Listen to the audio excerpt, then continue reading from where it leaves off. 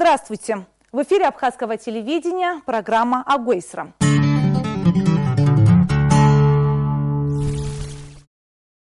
В социальных сетях разгорелся скандал. Поводом стал проект конституционного закона о поправке Конституции Абхазии о государственной защите жизни матери и нерожденного ребенка. Тема актуальная во все времена. По данным Всемирной организации здравоохранения, ежегодно в мире совершается около 3 миллионов абортов. Неприятное и чуждое слово нашему менталитету. Но поговорить откровенно и громко на эту тему все-таки придется. Мнения разделились. Одна часть нашего общества считает, что запрет на прерывание беременности – это спасение ребенка и защита его права на жизнь. Что запрет способствует увеличению численности населения нашей страны. Другая часть заговорила о том, что данная поправка не решит ситуацию. Наоборот, будут созданы условия для коррупционной ямы, и подпольные аборты, как в советское время, вновь вернутся в нашу жизнь. И они опасны для жизни и здоровья женщин. В ближайшие 25 минут в эфире Абхазского телевидения сей спорный вопрос обсуждают разные люди с разными мнениями. Смотрите, не переключайте.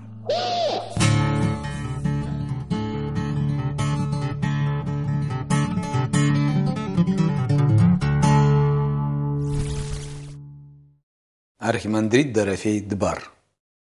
Ацәеи женеҩсаны, аԥсанеҩсаны имоуп ихдырра. Ауаҩԥсызаҵәык иоуп ари аԥсабара иқәу, иҟаиҵо ҟаиҵаанӡа иазхәыцны иҟазҵо. Хатунологуа, психолог. Женщины бывают разные, конечно, но чаще всего для женщины это вынужденная мера.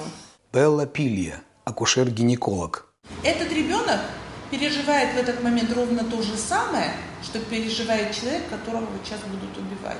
Лаша Каличава, отец 4 детей. В принципе, она знает, что может запретить, но она знает, что когда будет ребенок, муж рядом не встанет. То есть ей придется самой тянуть эту лямку, как и с предыдущими детьми. Асида Ломия, руководитель детского фонда Абхазии. Если ты хочешь, конечно же, увеличить, улучшить демографическую ситуацию, надо все-таки в первую очередь подумать об экономическом состоянии. Зарина Габеева, юрист. Конечно, это ущемляет права женщины, потому что это выбор женщины иметь 5-6 ребенка или не иметь его. Анжела Арчелья, терапевт, мать 4 детей. Желательно не делать, но превращать женщину в то, что вот вы должны рожать и тому подобное. Женщина – это личность, поэтому я думаю, что этот вопрос тоже неправильный.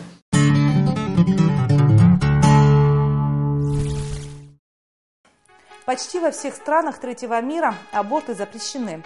Индонезия, Гондурас, Венесуэла, Парагвай, Ливия – большой перечень. В либеральной группе стран, где они разрешены, это Европа, Австралия, Соединенные Штаты Америки – все страны, которые мы называем благополучными. До недавнего времени и в нашей стране не было запрета. На сегодняшний день в законодательстве отсутствуют нормы по защите материнства, по защите семьи и детства. Данная поправка, она говорит о том, что Республика Абхазия признает ценность и неприкосновенность семейной жизни, принимает меры по защите и укреплению семьи как независимого института. Пока речь не идет о запрете, но обсуждаемая поправка к закону предусматривает и такое развитие. Важный вопрос вокруг этой темы – когда у человека появляется душа, с момента его зачатия или с первым стуком его сердца. И считается ли прерывание беременности прерыванием жизни ребенка? Ахуҷы анылцәа даналашо, иаанагоиоуп иаби иани ирҭо ацәеижьи, мамзаргьы ус ҳҳәоит агенетикатә код зегьы еицаҳдыруа, убри аneҩсангьы иара уаҩԥсык иаҳасабала уи атермин ҳара аԥсуа бызшәаҿгьы ҳамаӡам, аурысшәа бызшәаҿгьы ҳамаӡам, аха ажәытәан философцәа уи атермин изхәыцны ирҳәахьеит ипостась, мамзаргьы ҳҳәоит алатин бызшәала субстанциа. Субстанция каҳасабла ауаҩԥсы дызшо анцәа иоуп. Аборт – это социальное зло.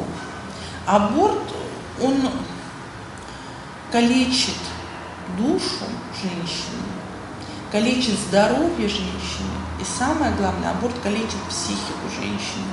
Вы не представляете, какой сложный процесс адаптации женщины после аборта? Как гражданин и как христианин я могу сказать точно, что все, что касается планирования и воспитания детей, ошибочно вообще все это возлагать на плечи женщины, потому что женщина, она не в состоянии нести эту нагрузку. Она может быть помощницей мужу своему, но основная нагрузка должна все-таки лежать на мужчине. Я очень часто слышу, причем, кстати, вот почему-то чаще всего от людей состоятельных.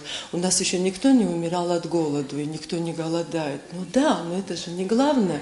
Потому что для того, чтобы ребенок вырос полноценным, здоровым, и физически, и психологически, ему нужна не только еда, ему нужно достаточное для него, для каждого ребенка, достаточное количество заботы и любви. Она начинает плакать, вы понимаете, вот у меня 3 детей дома, я их не могу прокормить, я не могу, и начинает рыдать.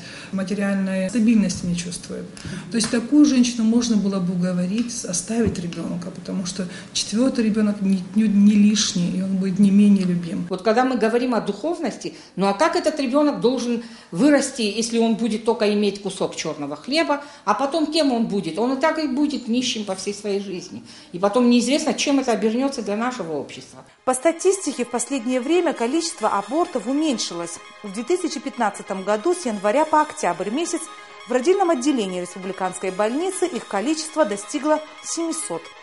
Еще несколько лет назад эта цифра была выше в 2 раза. По словам главврача отделения Риты Трапш, количество прерываний беременности приравнивалось к количеству рождаемости. Очень большая ответственность за то, что женщина делает аборты, лежит на мужчинах. Очень многие мужчины просто настаивают на том, чтобы женщина избавилась от беременности.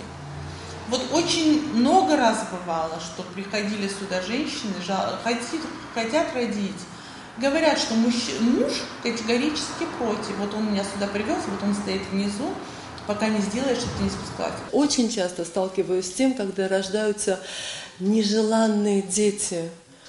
И это дальше у самих этих детей, ну вот они рождаются уже с проблемой, да? Они уже рождаются, приходят в этот мир с тем, что их не хотели и не ждали. Мы хотим, чтобы у нас увеличилось население, но таким образом мы как-то определяем немножко неправильно, мне кажется. Куча вещей, которые есть у людей, они находят на это деньги. Например, машины. У нас популярно иметь там хорошую машину, которая стоит немало денег. И многие семьи, которые не живут богато, даже, можно сказать, достаточно бедные семьи, у них есть машины. Куча родственников. Каждый месяц я просто слышал там сумасшедшие цифры, когда люди тратят деньги на то, чтобы пойти на всякие мероприятия, там похороны, свадьбы и так далее. В истории болезни прям есть вопрос. Причина, по которой вы делаете аборт. Они все говорят, что материальная необеспеченность. Вы знаете, что... Ну, это понятное дело, но это отговорка. Если ты материально не обеспечена, предохраняйся, пожалуйста. Сейчас есть очень много средств для того, чтобы женщина недорого могла предохраняться от беременности. Бела Романовна Пилья работает врачом-гинекологом уже 20 лет. Из них последние 6 она не делает аборты.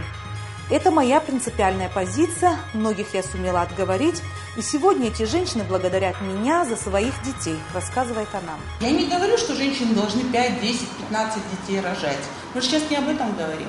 Мы говорим об убийстве, об аборте, понимаете? Ради Бога, ты роди одного ребенка и предохраняйся, если ты так считаешь нужным. Ты планируй рождение своих детей, но уже если беременность наступила, если уже живой человек в утробе матери, я считаю, что его нужно защищать. Если бы женщина чувствовала за собой спину, там, материальную, там, какой-то, чтобы была какая-то помощь материальная, или она не сомневалась бы в завтрашнем дне, то, наверное, количество абортов было намного меньше, это моя позиция. Что касается, еще нужно думать о том, что нужно популярно объяснять, к чему может привести аборт. Абри азҵаара еиԥш азҵаара нрымаз, мап ацәыркызҭгьы, иҟарҵазҭгьы аборт. Ус иаанаго иоуп ихашәара шәгылаӡамызт. Ани ауаҩԥсы ишьраneҩсангьы, ари иаанаго убри ауп, уи азоуп ахь сызызнеиуа, иаанаго убри ауп, ауаҩԥсы ари адунеи даҭаартә еиԥш игылазаашьа ирҭаӡом. Иара изы ирӡбоит иангьы иабгьы. Я христианка, я верующая, я православная, и для меня аборт это зло. Это же не обсуждается, это, конечно, плохо. И как женщина, и как гражданин нашей страны, я как раз-таки хотела бы, чтобы этого не было. Но если ты вводишь такой как бы запрет, который будет подразумевать наверняка уголовное какое-то наказание или что, то этот запрет может породить совершенно такие негативные вещи, которые, может быть, еще у нас в стране нет, но они могут появиться.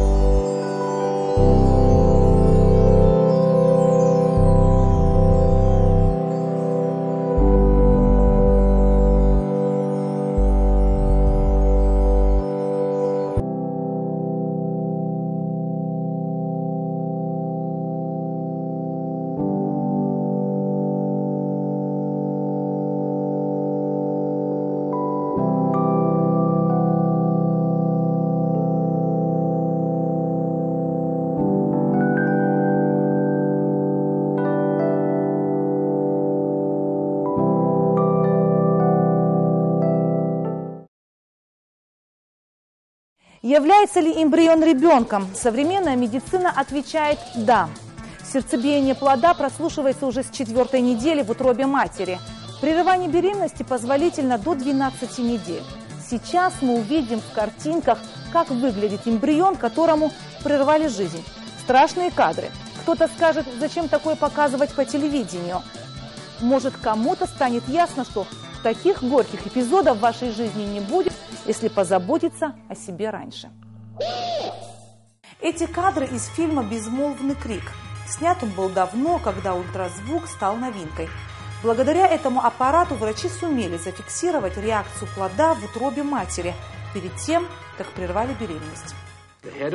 Голову можно различить вот здесь. Я сейчас обвожу головку ребенка. Нижние конечности уже уничтожены. И мы видим, как наконечник появляется на экране серии судорожных вспышек. На снимке зафиксировано, как малыш спасается от медицинских инструментов. Безмолвный крик ребенка, который скоро должен будет погибнуть. До начала операции сердце ребенка бьется 140 ударов в минуту. Ребенок спокоен. Как только врач приступает к делу, у ребенка начинается паника. Его сердцебиение учащается. При аборте специальным инструментом голова ребенка отрывается от тела. Само тело разрывает. Это горькая, жестокая правда.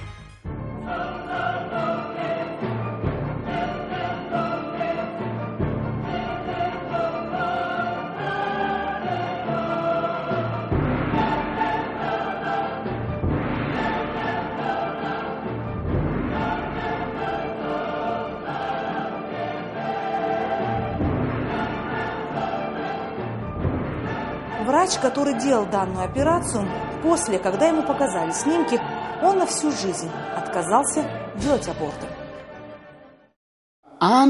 Лымгота и тоу аридуюб. Дымшит сыргалот уюбсик яхасабла, хочик яхасабла, ахаридуюб. Усанабха. Бисханазней. Аборт казна за уйпса, а уйпса дышиз вауп. Меня лично это вызывает очень большое опасение того, что это приведет к новым каким-то коррупционным схемам. То есть это не решит проблему, а просто уведет ее в подполье, и боюсь, что вырастет только цена вопроса, и очень мало повлияет на реальную картину. Второе, люди просто будут выезжать в тот же Сочи, Бали, в котором не запрещены аборты, и вот оно решение проблемы. И, кстати, это ляжет еще дополнительным бременем именно на малоимущие семьи. Мы очень много говорим о том, что нам надо все делать для женщин бесплатно, там родовспоможение, помощь медицинскую, все. И я с вами совершенно согласна. Государство должно взять большую часть забот на себя. Но я однозначно вам хочу сказать, что аборты надо обложить таким налогом, который женщина еще подумает, стоит ей его делать, или лучше все-таки родить и оставить ребенка. Нужно грамотно носить вопросы контрацепции возможные, чтобы доктора работали с женщинами там, репродуктивного возраста. В некоторых странах средства контрацепции раздаются бесплатно. Если аборты станут недоступными, они уйдут в подполье, то, конечно, очень серьезно пострадает качество. И потом, опять же, да, если это молодые женщины, неопытные, они могут прибегать к очень сомнительным услугам или к очень сомнительным методам прерывания беременности. Наверняка в развитии этой нормы в законодательстве будет предусмотрен запрет прерывания беременности. Если будет предусмотрен запрет, то, конечно же, будет предусмотрена и ответственность наверняка обеих сторон. Тот, кто совершает непосредственно, да, там, лицо, которое совершает прерывание беременности, и лицо, которое ему в этом помогает. В Британском университете проводили исследования на данную тему, и один из врачей в своем докладе Всемирной организации здравоохранения отметил, что легально или нелегально, но если женщина ищет способ сделать аборт, она его изыщет. Так и в нашем обществе появились страхи о том, что запрет не решит проблему, а направит в другое, более опасное русло. Если государство будет способствовать развитию демографии именно не запретительными методами, а социальными, да, предоставлять социальные гарантии, предоставлять финансирование, да, материальное обеспечение для молодым семьям, поощрять рождение, тогда уже женщина будет знать, что она родит этого ребенка, и она не останется одна с зарплатой в 10 тысяч со своим ребенком. Этот запрет – это очень жесткая политика. И жесткой политики вот запретов и как бы потом уже последующего наказания или что-то такое, оно может привести к тому, что те, которые обладают финансами и имеют деньги достаточно и так далее, они поедут и в Россию. Во-первых, они будут употреблять какие-то, например, те же способы контрацепции, которые, к сожалению, на сегодняшний день недоступны будут для малоимущих семей. Правда? То получается так, что именно этот как бы запрет, он отразится на малоимущих семьях. Не думаю, что сейчас будет всплеск рождаемости из-за того, что мы запретим аборты. Женщины радикально настроенные сделать аборт, они найдут, где его сделать. То есть, если даже они его не смогут сделать в Абхазии, да, они его сделают в Грузии беспрепятственно, они его сделают в Сочи, дорожка туда протоптана, они будут туда уезжать, делать. Это там тоже совершенно несложно, недорого, и никакие документы для этого не нужны. Но просто 10% задумываются. Если вот 10% населения не сделает аборт, оставит беременность, да, это тоже будет хорошо. Нужно, наверное, начинать с того, чтобы все-таки убеждать людей в том, что это плохо, это неправильно. Доказывать, там, не знаю, какими-то медицинскими исследованиями, может быть, какие-то ролики социальные по телевидению пускать. Вот. Потом легче же всегда предотвратить нежелательную беременность. Но планируйте семью. Может, я что-то пропустила, но что-то я не слышала о том, чтобы, допустим, у нас учебники, например, бесплатно в школе раздавались детям, а учебники очень дорогие, или какие-то пособия. Я уже не говорю обо всем остальном, потому что те пособия, которые выплачивает государство, но они наверное, этого все-таки недостаточно. И поэтому говорить о запретах это несколько преждевременно и не очень честно, мне кажется, по отношению к семьям. Есть темы, которые не принято обсуждать вслух в традиционных абхазских семьях. Возможно, такая этика была гармонична с укладом жизни наших предков. Но сейчас современные реалии диктуют другие условия. Как одно из решений данной проблемы наши герои предлагают введение в школах социально-медицинских предметов. Нас не пустили в школу. Нам сказали, детям еще рано об этом говорить. Вот если спросить меня, то в старших классах об этом уже поздно говорить. И причем я не говорю именно там о сексуальном воспитании, а о половом воспитании, потому что взаимоотношения полов и плюс еще гигиена и какие-то медицинские вопросы. Об этом надо начинать говорить, где-то, я думаю, где-то естественно, на том уровне, на котором готов воспринимать информацию ребенок. Почему бы было не обратить внимание на то, чтобы в школах это должно заниматься Министерство образования, и Министерство здравоохранения, наверное, тоже должно приложить какую-то руку в этом смысле, что проводить просветительские программы. Понимаете? Если мы сегодня открыто говорим о таких вещах, то давайте тогда открыто в абхазском обществе скажем о том, что у нас должно быть сексуальное воспитание. Как мать 4 детей, дети много информации получают из интернета. То есть у нас нет блока, допустим, тех же порно-сайтов официально. То есть должен быть блок обязательно, который прекращает порно-рекламу и тому подобное, когда ребенок заходит в интернет. То есть все должно быть дозировано. Хапсу бесшогна, уже хазлшажу тема, я ажи гилаза, и ухартепш. ويعني قويوب جدنا تأخذ يشتي سيبشيغز أتجلزاش حاجة لربستازاريشي ينبشتي إذا بنزر ربستازاري ينبشوا بربزشقنا ян ханигу. Сейчас во всем мире имеется тенденция к, знаете, как культ семьи, да, вот во всем мире как-то вот идет на убыль. То есть мы с нашими традициями, с нашей ментальностью должны поддерживать культ семьи, и когда взаимоотношения в семье абсолютно правильные, грамотные. То есть вот это нужно до детей доносить, я так думаю.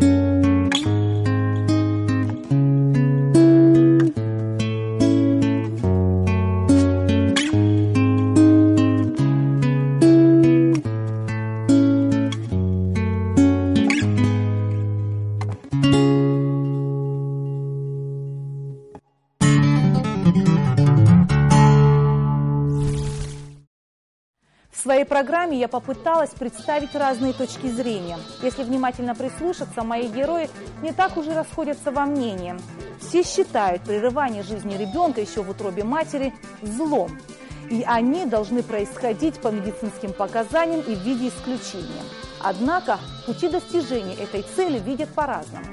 Одни запретом на данное действие, другие сознательным отказом. А я из тех, кто считает, что каждая женщина должна понимать свою ответственность в данном вопросе. И появление на свет малыша должно быть желанным. Благо, медицина 21 века дает возможность выбора. И темных пятен не будет на вашем семейном счастье. Это была программа «Агуисра», а я ее ведущая Анна Гумия. Увидимся через неделю. До свидания.